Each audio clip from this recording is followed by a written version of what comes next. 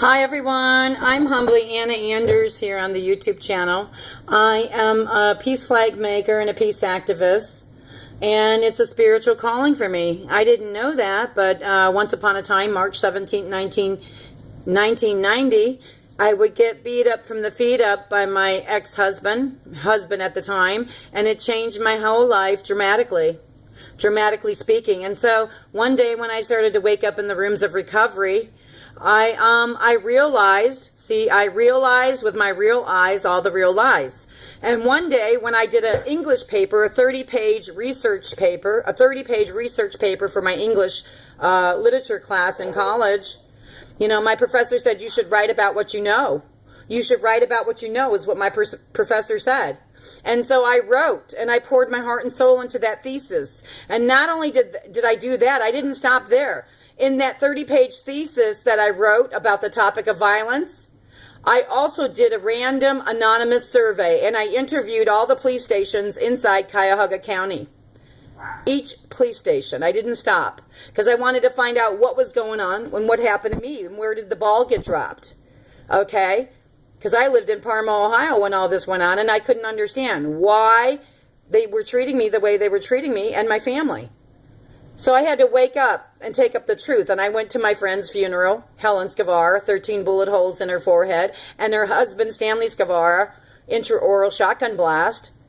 So I had to learn through the school of hard knocks. I had to wake up and take up my truth. It's been a long road, you guys.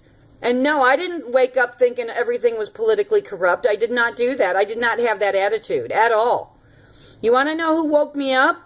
Carrie Joy DeNet, Butterfly, Hopi Tewa Girl, Butterfly Badger Clan. Carrie Joy DeNet from First Mesa Palaca. She said, you trust this government? And I said, yeah, I do. Why not? And then she talked to me because she's Native American. She knows, and she knows her history. So I had to wake up.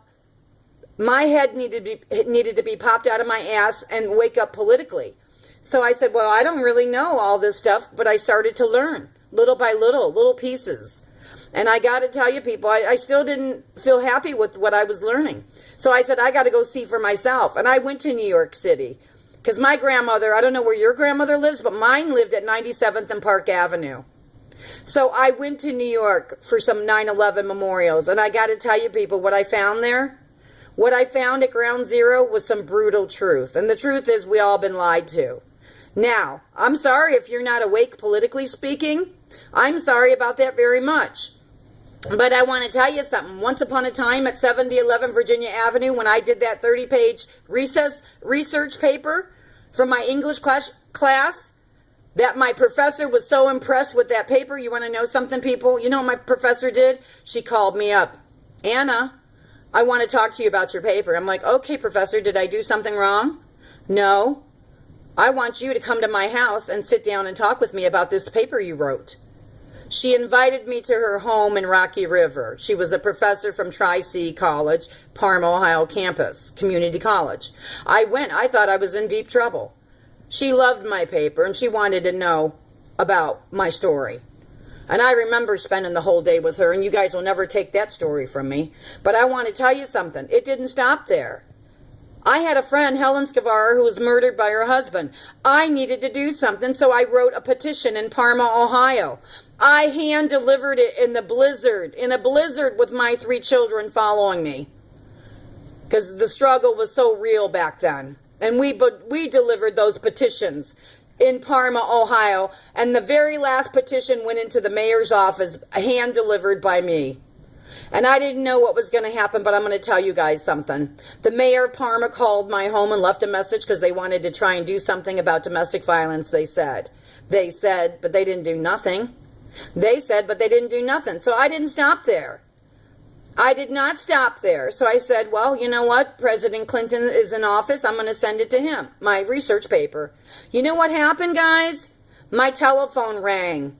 The White House called my home. The press secretary. Hello, this is press secretary blah, blah, blah, and President Clinton got your letter. And he's going to be coming to Ohio soon to give a speech, and he wants to know if he can use your statistics in a speech when he comes to Ohio. And I said, well, what does he think about the concept of stopping violence? You know what I was told, people? I was told the president is not interested in stopping violence. The president is only interested in your statistics and he wants to use them in his speech. Does he have your permission? And you know what I told that man? No, you tell the President of the United States I said no. No, Bill Clinton does not have my permission to use my statistics from my 30-page thesis. Now, I'm going to tell you people something. That was way before 9/11. And I'm going to tell you people something else. That was way before my cousin's daughter got abducted. And now I'm going to tell you something else. I put all my stuff in a box and I put it up in my attic of my life. And it was with me for a long time. So that was when Bill Clinton was president. Now I'm going to tell you something else, people.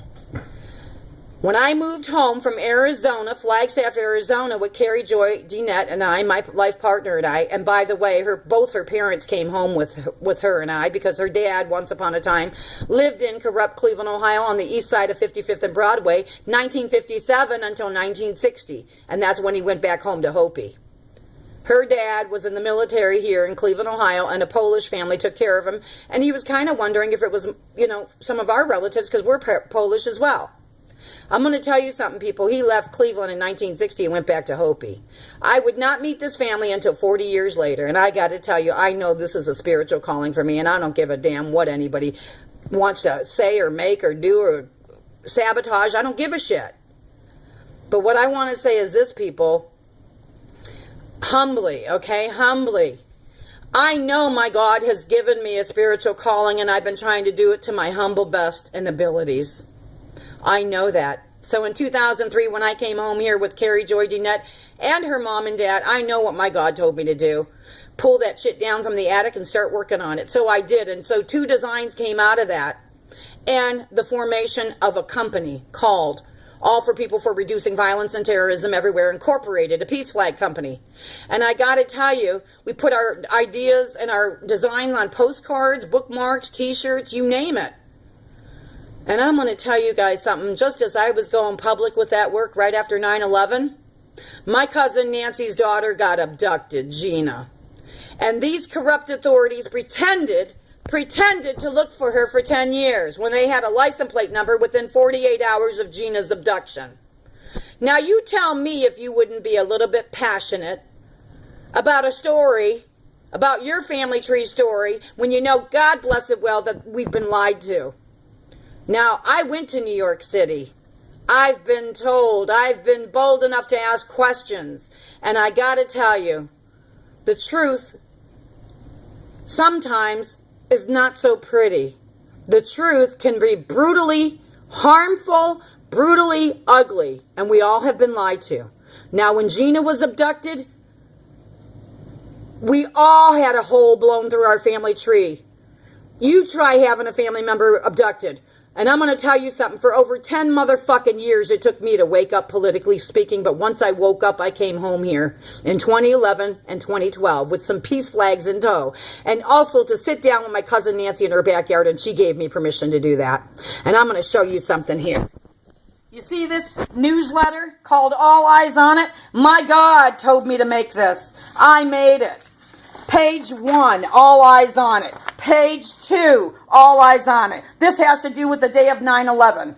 These websites are reputable. This page here has to do with the Middle East and what's going on in the Middle East and what has been going on with the Middle East. These wars are about oil and drugs. That's all it's about. And the Greater Israel Project. This last page here of my newsletter was YouTube videos that are factual. I don't deal in fiction. And I closed up this story of this newsletter with here. Nancy's daughter, Gina DeJesus, abducted. I said what I thought I knew happened. I printed these in the thousands out of my own pocketbook. I took peace flags to ground zero for the 10th anniversary of 9/11 with my money. And nobody paid for that shit. I have been pursuing this spiritual calling. I have been taking all the sabotages.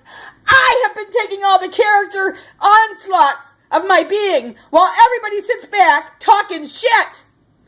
Now I'm fed up. I'm done with this video. And people ain't going to tell me I didn't do jack shit and corrupt Cleveland, Ohio. And people ain't going to tell me I didn't do jack shit and corrupt Flagstaff, Arizona, because I know what I did. Shame on everybody for not supporting this cause. I'm done.